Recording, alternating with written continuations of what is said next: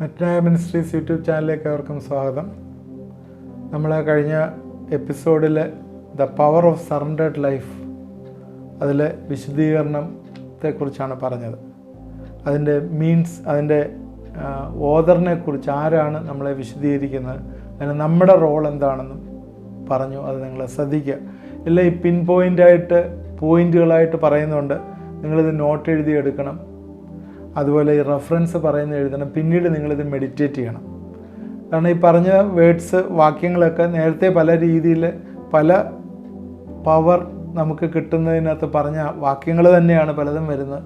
കാരണം റിപ്പീറ്റ് ചെയ്ത് വരുന്ന പല ആംഗിളിൽ കൂടി അതേ റിപ്പീറ്റ് ചെയ്ത് വരുന്നു എന്നുള്ളതാണ് നമുക്ക് മനസ്സിലാകുന്നത്. എല്ലാം തന്നെ അതുകൊണ്ട് നമ്മൾ ഓർക്കേണ്ട, ബൈബിളിലുള്ള വാക്യങ്ങളെല്ലാം ഒന്നിനൊന്ന് കോർത്തിണക്കി ഒരു പൊരുത്തക്കേടുമില്ലാതെ വരുന്നു. അതുകൊണ്ടാണ്.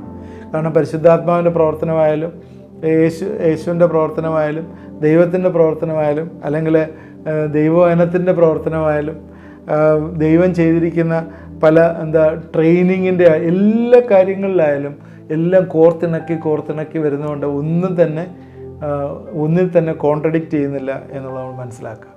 അതുകൊണ്ട് ഇനി നമ്മൾ ചിന്തിക്കുന്ന ഈ വിശുദ്ധീകരണത്തിൽ ദൈവത്തിൻ്റെ നമ്മളെ ഈ സറണ്ടേർഡ് ലൈഫിൽ അതിൽ നമ്മൾക്ക് അതിൻ്റെ മീൻസ് അത് എങ്ങനെയാണ് നമ്മൾ വരേണ്ടതെന്നുള്ളതാണ്.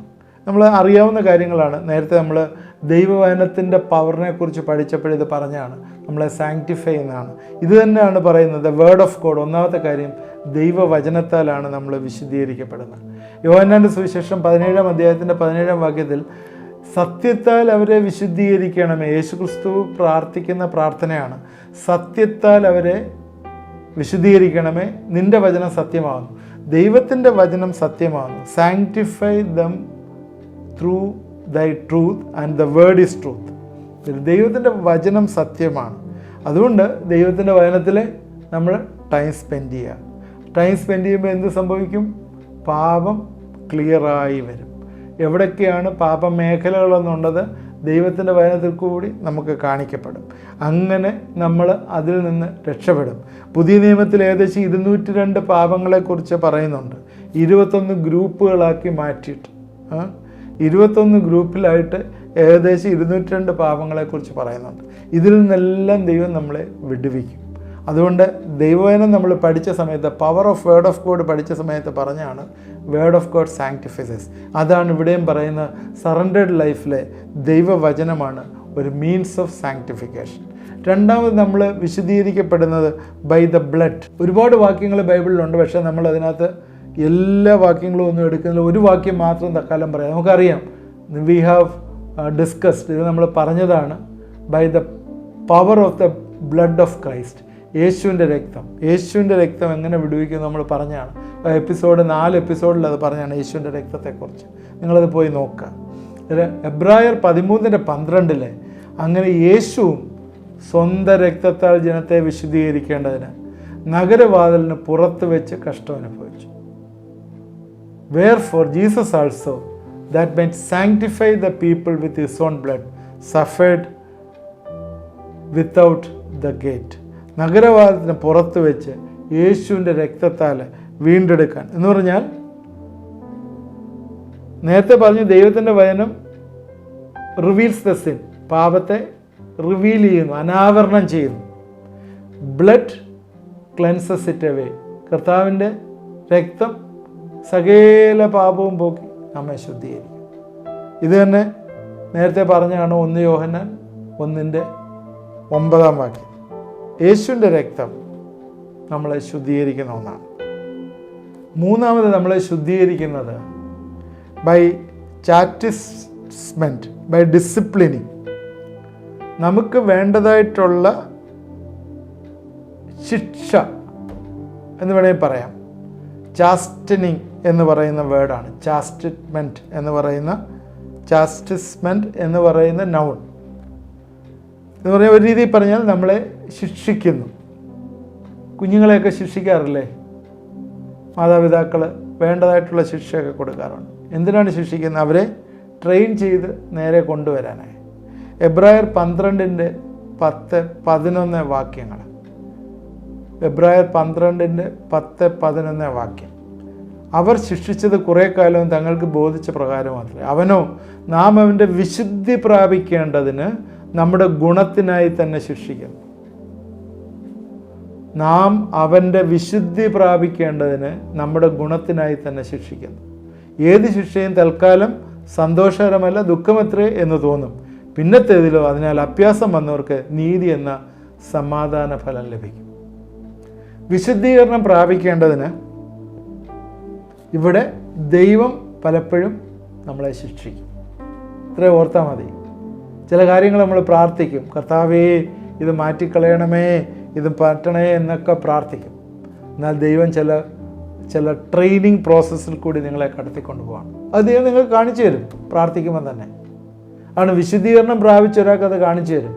നിന്നെ ഈ ട്രെയിനിങ്ങിലൂടെ കടത്തിക്കൊണ്ട് പോകാനായിട്ടാണ് ഞാൻ നിന്നെ ഇത് ചെയ്തത്. അപ്പോഴെന്താ ചെയ്യണ്ടേ? പെട്ടെന്ന് ആ ശിക്ഷയിൽ നിന്ന് വിമുഖ പ്രാപിക്കാൻ എന്ത് ചെയ്യണം? ആ ചെയ്യേണ്ട കാര്യങ്ങൾ അങ്ങ് മാറ്റിക്കളയാം. മാറ്റിക്കളയുമ്പോൾ അതിൽ നിന്ന് പെട്ടെന്ന് നമുക്ക് അതിൽ നിന്ന് വിടുതൽ പ്രാപിക്കും. അതിന് വിശുദ്ധി പ്രാപിക്കേണ്ടതിന് നമ്മുടെ ഗുണത്തിനായി തന്നെ ശിക്ഷിക്കുന്നു എന്ന് മറന്നുപോലെ. ചില ശിക്ഷകൾ നമുക്ക് വരണം, വന്നേ പറ്റുള്ളൂ. എനിക്കും വേണം, നിങ്ങൾക്കും വേണം ചില ശിക്ഷകൾ. കാരണം എന്തിനാണ്? നിങ്ങളെ കുറച്ചും കൂടി ബലം തരാനായിട്ടാണ്. ഈ ഓക്ക് മരത്തിൻ്റെ വേര് താഴോട്ട് പോകണമെങ്കിൽ, ഓക്ക് മരം കണ്ടിട്ടുണ്ടാകുന്നത്, അതിൻ്റെ വേര് താഴോട്ട് പോകണമെങ്കിൽ നല്ല കാറ്റടിക്കണം. കാറ്റടിക്കുന്നതനുസരിച്ച് അതിൻ്റെ വേര് താഴോട്ട് പോകും. കാരണം കാറ്റാണ് ആ പ്രതികൂലമായിട്ടുള്ള അവസ്ഥയിലാണ് അത് പിടിച്ചു നിൽക്കേണ്ടത്. ചെറിയ വലിയ കാറ്റടിച്ച് അങ്ങ് മറിഞ്ഞു വീണാൽ അത് വളരത്തില്ല. എന്നാൽ അത് താഴോട്ട് പോകും. കാറ്റടിക്കുന്നതനുസരിച്ച് അത് ബലപ്പെടും, അതിൻ്റെ റൂട്ട് സിസ്റ്റം ബലപ്പെടുന്നതായിട്ട് കാണും. മൂന്നാമത് സറണ്ടേഡ് ലൈഫ് അല്ലെങ്കിൽ സാങ്ക്ടിഫിക്കേഷൻ്റെ മീൻസ് എന്ന് പറയുന്നത് ദൈവത്തിന് നമ്മൾ കൊടുക്കുക, ബി ഈൽഡിങ് ടു ഗോഡ്, ദൈവത്തിന് കൊടുക്കുക എന്നുള്ള, വിട്ടുകൊടുക്കുക എന്നുള്ള.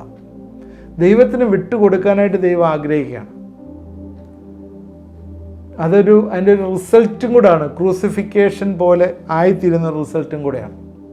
റോമർ 6:19 നിങ്ങളുടെ ജഡത്തിൻ്റെ ബലഹീനത നിമിത്തം ഞാൻ മാനുഷ്യ രീതിയിൽ പറയുന്നു, നിങ്ങളുടെ അവയവങ്ങളെ അധർമ്മത്തിനായി അശുദ്ധിക്കും അധർമ്മത്തിനും അടിമകളാക്കി സമർപ്പിച്ചതുപോലെ ഇപ്പോൾ നിങ്ങളുടെ അവയവങ്ങളെ വിശുദ്ധീകരണത്തിനായി നീതിക്ക് അടിമകളാക്കി സമർപ്പിക്കും.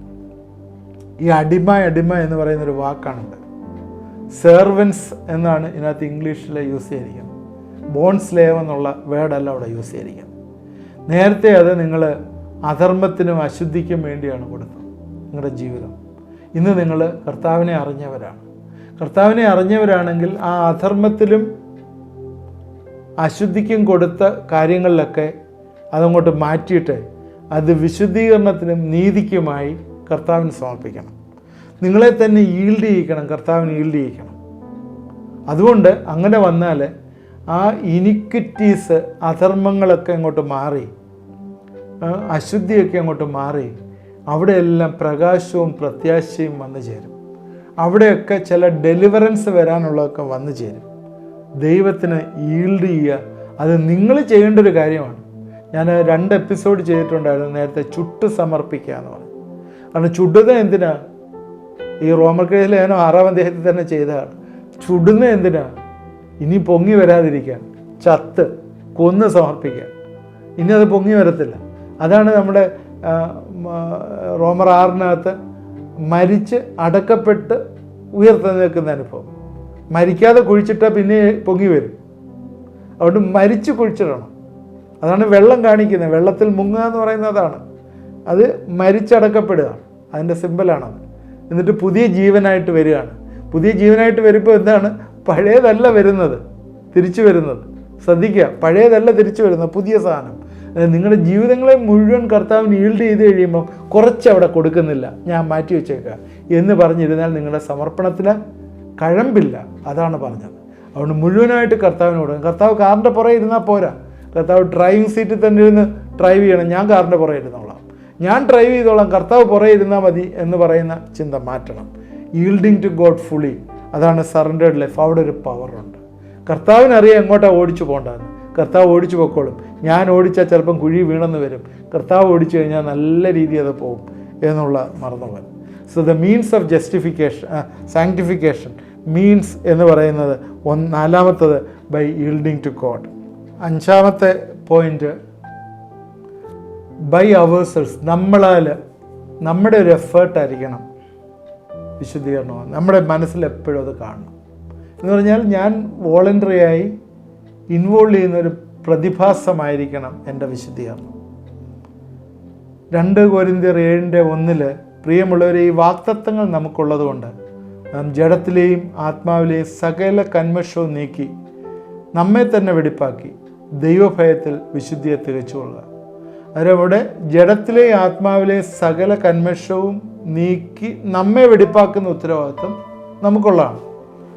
ജഡത്തിൻ്റെ ചിന്തകളിലേക്ക് നമ്മൾ പോകാതിരിക്കുക, ജഡത്തിൻ്റെ ആക്ടിവിറ്റികളിലേക്ക് നമ്മൾ പോകാതിരിക്കുക, നമ്മുടെ ഫ്രണ്ട്സിനെ സൂക്ഷിക്കുക, നമ്മുടെ ഫെലോഷിപ്പ് ഏതാണെന്ന് സൂക്ഷിക്കുക, നമ്മൾ ദൈവഭയത്തിൽ ഏത് രീതിയിലാണ് വിശുദ്ധിയെ തികയ്ക്കുന്നതെന്ന് നമ്മൾ ചിന്തിക്കുക. ഇതെല്ലാം നമ്മൾ ചെയ്യേണ്ട കാര്യമാണ്. അതുകൊണ്ട് വിശുദ്ധീകരണത്തിന് വലിയൊരു വില കൊടുക്കണം എന്ന് നമ്മൾ മറന്നുപോയത്. അത് ചില്ലറ ഈസി ആയിട്ടുള്ളൊരു കാര്യമല്ല. അതുകൊണ്ടല്ലേ Christian life is not easy എന്ന് പറയുന്നത്. പല കാര്യങ്ങളും ക്രൂശിക്കപ്പെടണം. കറ, വാട്ടം, മാലിന്യം ഒന്നുമില്ലാതെ കർത്താവ് നമ്മളെ നിർത്തണം എങ്കിൽ നമ്മുടെ റോള് നമ്മൾ അവിടെ പ്ലേ ചെയ്യേണ്ട ആവശ്യമുണ്ട്. കർത്താവാണ് എൻ്റെ വലിയ ധനം. എൻ്റെ പേഴ്സണൽ റിലേഷൻഷിപ്പ് അവിടെ മാത്രം പോരാ, അതൊരു ഇമോഷണൽ റിലേഷൻഷിപ്പായിട്ട് തീരണം. എന്ന് പറഞ്ഞാൽ ഒരു സ്നേഹച്ചങ്ങലയായി അത് തീരണം. കർത്താവും ഞാനും തമ്മിലുള്ള ബന്ധം. നിങ്ങൾ വിശുദ്ധീകരണത്തിൻ്റെ പടിയിൽ കൂടി ഇതുവരെയും യാത്ര ചെയ്തിട്ടുണ്ടെങ്കിൽ നിങ്ങളുടെ രക്ഷപ്പെടൽ എന്ന് പറഞ്ഞാൽ നിങ്ങളുടെ സാൽവേഷൻ, നിങ്ങൾ രക്ഷിക്കപ്പെട്ടു എന്ന് പറയുന്നത് ഒരു ഇമോഷണൽ, ഒരു ഇൻ്റലക്ച്വൽ നോളജായിട്ട് മാത്രം ഇരിക്കുകയാണെങ്കിൽ, അത് ഇമോഷണൽ വന്ന് നിങ്ങളുടെ വില്ലിൽ കമ്മിറ്റ് ചെയ്യാതെ നിങ്ങളുടെ തീരുമാന ശക്തിയിൽ അത് വന്നില്ലെങ്കിൽ നിങ്ങളുടെ രക്ഷപ്പെടൽ കൊണ്ട് ഒരു പ്രയോജനവുമില്ല. കാരണം നിങ്ങൾ രക്ഷിക്കപ്പെട്ടിട്ടില്ല.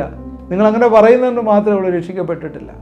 നിങ്ങളുടെ ഇമോഷണൽ വന്ന് ആ വില്ലുമായിട്ട് വരുമ്പോഴേ, അല്ലെങ്കിൽ ആത്മാവും ദേഹവും ഒരുമിച്ച് ഒരു പെർഫെക്റ്റ് സാങ്ക്ടിഫിക്കേഷനിലേക്ക് പോകും.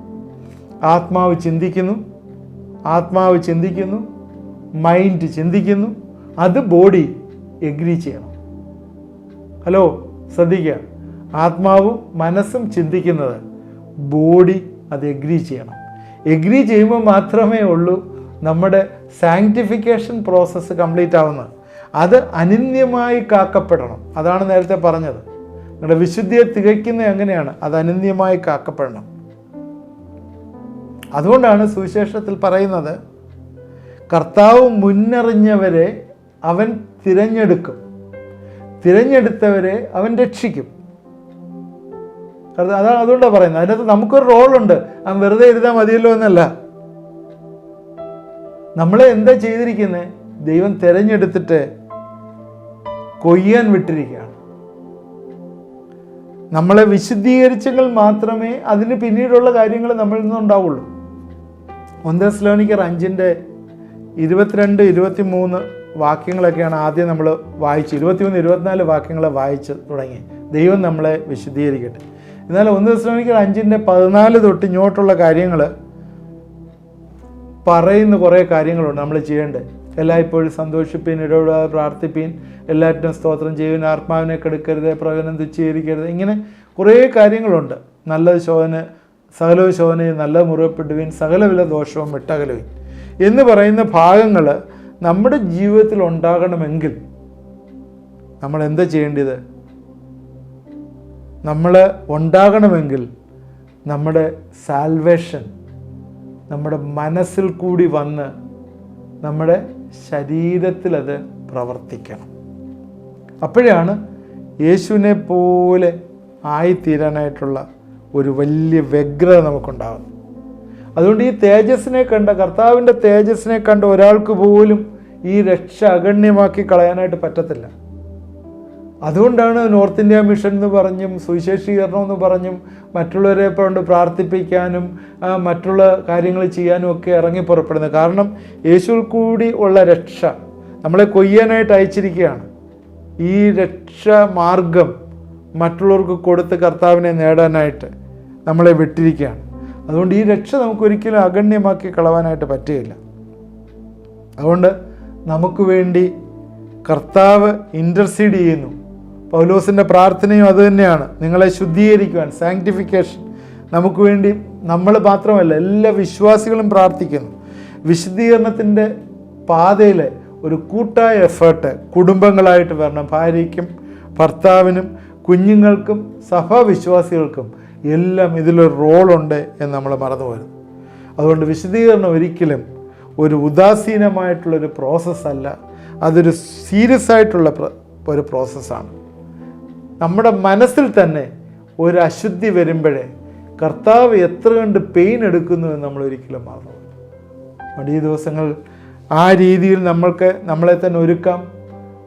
ഈ സാങ്ക്ടിഫിക്കേഷൻ, ഈ വിശുദ്ധീകരണം പ്രാപിക്കുകയും അതനുസരിച്ച് കർത്താവിൻ്റെ വഴികൾ ജീവിപ്പാൻ കർത്താവ് നമുക്ക് ഇടവരുത്തട്ടെ. അവിടെ വലിയൊരു ഡെലിവറൻസ് വന്നു നമുക്ക് പ്രാർത്ഥിക്കാം.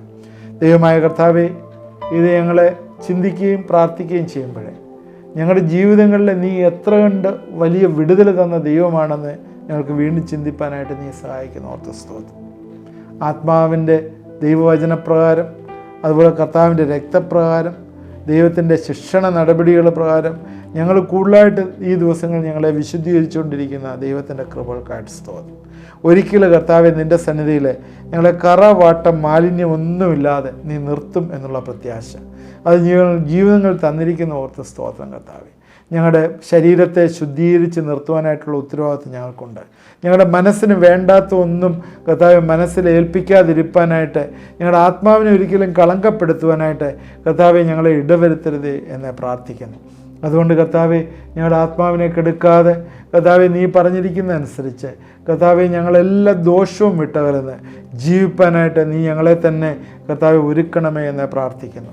എന്നെ കണ്ടുകൊണ്ടിരിക്കുന്ന പ്രിയപ്പെട്ടവരെ, ജീവിതങ്ങളിലെ കർത്താവിൻ്റെ വഴികളെ ഈ ദിവസങ്ങൾ പ്രത്യക്ഷമായി വരുവാനായി കർത്താവെ നീ ഇടവരുത്തണമേ, സഹായിക്കണമേ.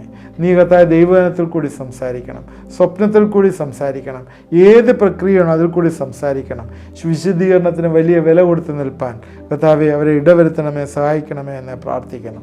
കർത്താവെ, പൗലോസ് ജനങ്ങൾക്ക് വേണ്ടി ഇൻ്റർസീഡ് ചെയ്ത പോലെ, ഞങ്ങളുടെ കർത്താവെ സഭാവിശ്വാസികൾ ഞങ്ങൾക്ക് വേണ്ടി ഇൻ്റർസീഡ് ചെയ്യുന്ന പോലെ, കർത്താവ് ഞങ്ങളുടെ പാസ്റ്റേഴ്സ്, കർത്താവെ ഞങ്ങളെ ലീഡേഴ്സ് ഞങ്ങൾക്ക് വേണ്ടി ഇൻ്റർസീഡ് ചെയ്യുന്ന പോലെ ഈ ദിവസങ്ങളിൽ ഞങ്ങൾ മറ്റുള്ളവർക്ക് വേണ്ടി വിശുദ്ധീകരണത്തിന് വേണ്ടി പ്രാർത്ഥിപ്പാൻ കർത്താവെ ഞങ്ങളെ ഇടവരുത്തണമേ, സഹായിക്കണമേ എന്ന് പ്രാർത്ഥിക്കുന്നു.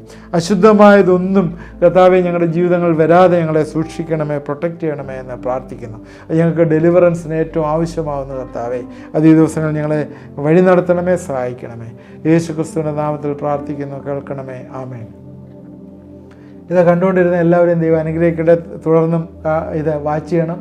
1-2 എപ്പിസോഡ് കൊണ്ട് നമുക്ക് ഈ സറണ്ടേഡ് ലൈഫിൻ്റെ ശക്തിയെക്കുറിച്ച് നമ്മൾ ചിന്തിച്ച് നമുക്ക് അവസാനിപ്പിക്കാം. നമ്മളിത് കർത്താവിൻ്റെ വലിയ പ്രക്രിയയിൽ നമ്മളായിത്തീരാം.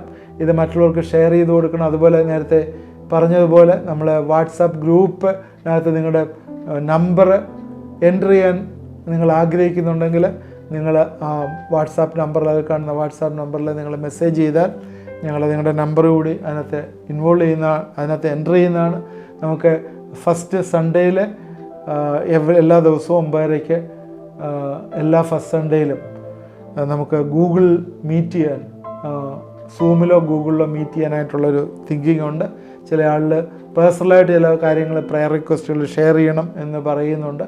നമുക്ക് പ്രാർത്ഥിക്കാനുള്ള സമയമായിട്ട് എടുക്കാം. തീർച്ചയായും ഇന്നത്തെ ചിന്തകൾ നമുക്ക് പ്രയോജനമായി എന്ന് വിചാരിക്കുന്നു. ദൈവം നമ്മളെ എല്ലാവരെയും അനുഗ്രഹിക്കും.